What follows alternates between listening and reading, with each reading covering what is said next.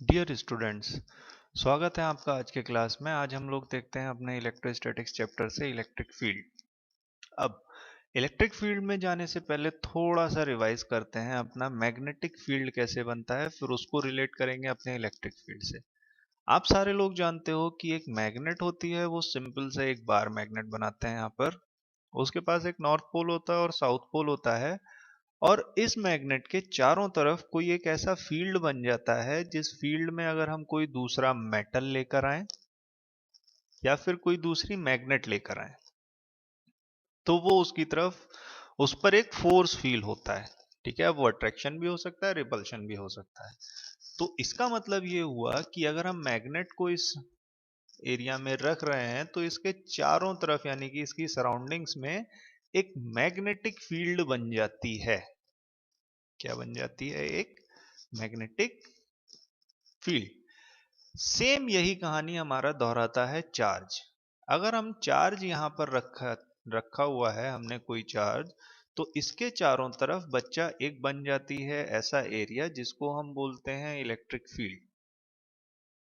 Electric field exist करती है, लेकिन हमको फील तब होती है जब हम यहाँ पर कोई दूसरा चार्ज लेकर जाते हैं। तो या तो उस पर फोर्स ऑफ रिपल्शन लग जाएगा या फिर उस पर फोर्स ऑफ अट्रैक्शन लग जाएगा, depending upon the nature of this charge. ठीक है, तो जैसे यहाँ मैग्नेटिक फील्ड बन रहा था, उसी तरह से जब आप कोई इलेक्ट्रिक चार्ज अपने सराउंडिंग में रखोगे तो उसके चारों तरफ, उसके आसपास एक ऐसा एरिया बन जाएगा जिस एरिया को हम बोलेंगे इलेक्ट्रिक फील्ड। क्या बोलेंगे? Electric field. उस इलेक्ट्रिक फील्ड को आप तब फील कर सकते हो जब आप उसके एरिया में यानी कि इस चार्ज के पास कोई दूसरा चार्ज लेकर जाओगे, तो इस पर एक फोर्स लगेगा जो कि रिपल्सिव होगा या फिर अट्रैक्टिव होगा, डिपेंडिंग अपॉन दिस नेचर। अगर पॉजिटिव होगा और ये भी पॉजिटिव है तो फोर्स रिपल्शन होगा, अगर ये पॉजिटिव है और ये नेगेटिव है तो फोर्स अट्रैक्शन का हो जाएगा।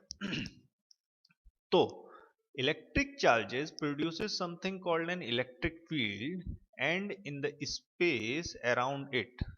ठीक है, electric charges produces something called electric field in the space around it, and this electric field exerts a force on any charge, ठीक है, except the source charge placed in it।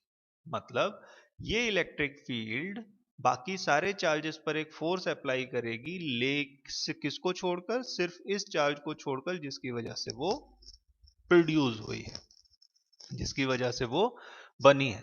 Electric field has its own existence, उसका अपना existence होता है, and is present even if there is no additional charge to experience the force, जो कि अभी हमने आपको बताया। इलेक्ट्रिक फील्ड होगी यहां पर, जरूरी नहीं है कि फोर्स हो या ना हो। फोर्स हमको तब फील होगा जब हम कोई एडिशनल चार्ज यहां पर लेकर आएंगे। अब इंटेंसिटी हमको कैसे निकालनी है इलेक्ट्रिक फील्ड की? इलेक्ट्रिक फील्ड की इंटेंसिटी निकालने के लिए बच्चा हम लोग एक छोटा सा एक्सपेरिमेंट करते हैं। एक्सपेरिमेंट क्या किया कि हमने एक चार्ज रखा है यहां पर कैपिटल क्यू, ठीक है, और ये पॉइंट हमने माना ए है। इस चार्ज की वजह से सपोज करते हैं ये पॉइंट है P, इस पॉइंट P पर हमको इलेक्ट्रिक फील्ड फाइंड करनी है। E क्या होती है इलेक्ट्रिक फील्ड? इलेक्ट्रिक फील्ड हम लोग देते हैं, electric field is equal to होता है F अपॉन क्यू। यानी कि इस पॉइंट पर हमने सपोज करो कोई चार्ज रखा, बहुत छोटा चार्ज, जिसको हम बोलते हैं एक टेस्ट चार्ज। एक टेस्ट चार्ज हमने लाकर यहां पर रखा और इस टेस्ट चार्ज पर कोई फोर्स लग रहा है F। ये भी पॉजिटिव मान रहे हैं, अभी ये भी पॉजिटिव मान रहे हैं, इसलिए ये फोर्स रिपल्सिव है। एक टेस्ट चार्ज रखा, टेस्ट चार्ज पर एक फोर्स लग रहा है F, तो इस पॉइंट पर जो टोटल इलेक्ट्रिक फील्ड होगा वो होगा E is equal to F upon Q। Test charge क्या होता है? टेस्ट चार्ज वो चार्ज होता है जिसका मैग्नीट्यूड बहुत कम होता है, स्मॉल होता है। ठीक है, इसका मैग्नीट्यूड हम बहुत कम रखते हैं। क्यों? क्योंकि इसके लिए अगर हम इसका मैग्नीट्यूड ज्यादा रख देंगे तो ये चार्ज क्या करेगा, इसको अपनी पोजीशन से डिस्प्लेस करने की कोशिश करेगा। अगर इसका मैग्नीट्यूड ज्यादा होगा तो आप जानते हो जितना फोर्स इस पर लग रहा है उतना ही फोर्स इस पर भी लगेगा। ठीक है, every action has equal and opposite reaction, Newton ji ने बोला था, और कूलाम लॉ न्यूटन जी को फॉलो करता है। तो जितना फोर्स इस पर लगेगा उतना ही फोर्स इस पर लगेगा, और इसका मैग्नीट्यूड अगर ज्यादा होगा तो ये वाला चार्ज अपनी पोजीशन से डिस्प्लेस हो जाएगा, और डिस्प्लेस होते ही ई की वैल्यू आपकी कम ज्यादा हो जाएगी, वेरी कर जाएगी। तो हमको ये कोशिश करनी है कि हमारा ये छोटा वाला चार्ज जो टेस्ट चार्ज है उसका मैग्नीट्यूड इतना कम हो कि वो किसी भी स्थिति में हमारे इस मेन चार्ज पर कोई भी इफेक्ट ना दिखा पाए। ठीक है भैया, तो इलेक्ट्रिक फील्ड हम किसी भी पॉइंट पर देंगे E is equal to F upon Q, और ये होती है आपकी वेक्टर क्वांटिटी, और इसकी डायरेक्शन सेम वो डायरेक्शन होती है जो आपके फोर्स की डायरेक्शन होती है। जिस डायरेक्शन में आपका फोर्स लगेगा उसी डायरेक्शन में आपकी इलेक्ट्रिक फील्ड होगी। ठीक है भैया, तो अब थोड़ा सा सॉल्व करते हैं। किसी पॉइंट पर हमको इलेक्ट्रिक फील्ड निकालनी है तो हम कैसे निकालेंगे।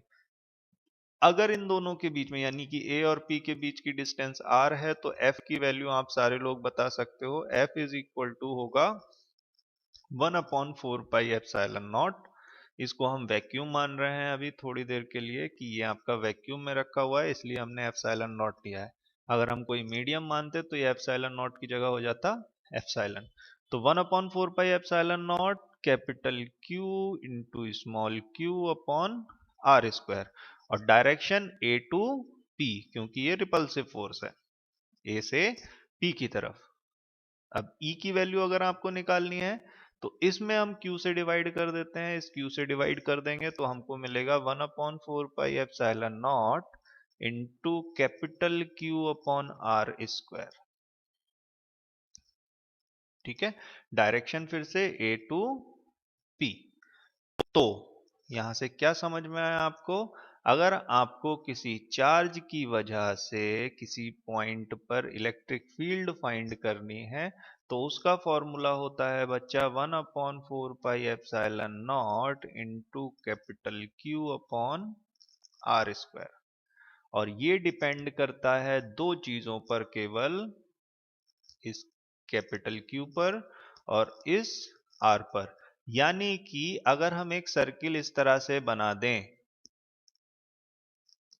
तो उस सर्किल के अराउंड इलेक्ट्रिक फील्ड आपका कांस्टेंट होगा किसी भी डायरेक्शन में, क्योंकि दो चीजों पर डिपेंड कर रहा है, इस क्यू पर और इस आर पर।